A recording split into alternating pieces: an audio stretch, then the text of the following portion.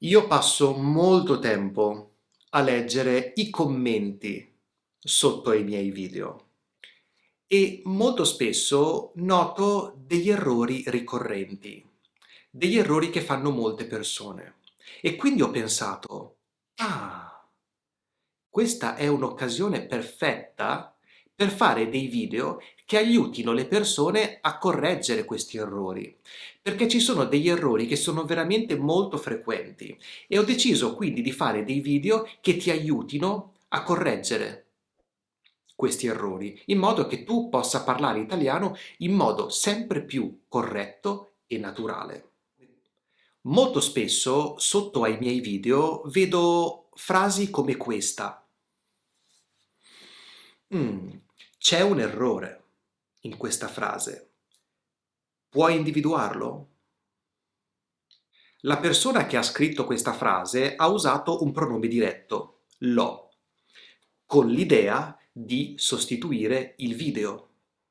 Ma lo è un pronome oggetto diretto, un pronome complemento oggetto e quindi sostituisce sempre un complemento oggetto.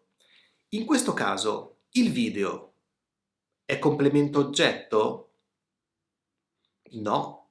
In questa frase il video è soggetto. Il video piace a me. Non è un complemento oggetto e non posso sostituire video con lo. La frase corretta sarebbe che bel video, mi piace molto. Lo sostituisce il complemento oggetto, non il soggetto. Per questo si chiama pronome oggetto diretto. Vediamo una frase con l'uso del pronome diretto correttamente. Ho comprato un tramezzino, ma lo mangio più tardi.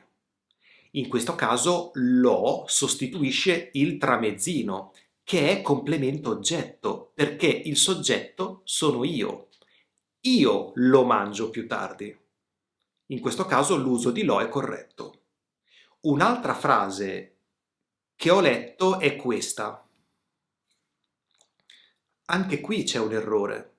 In questo caso la persona pensava di sostituire Luca con un pronome, lo.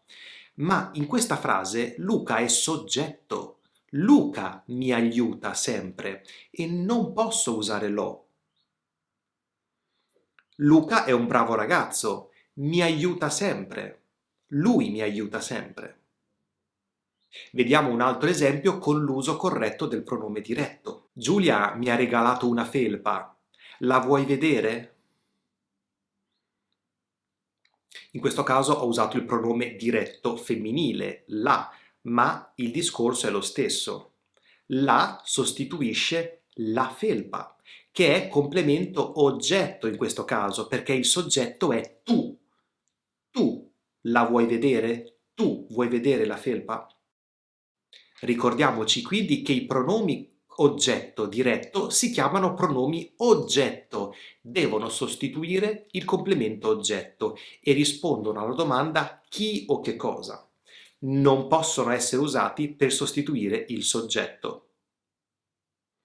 Spero che ti sia stato utile. Se avevi dei dubbi sull'uso di questi pronomi, farò altri video sugli errori tipici, con l'obiettivo non di criticare assolutamente, ma di aiutarti a migliorare il tuo italiano sempre di più. Ci vediamo al prossimo video.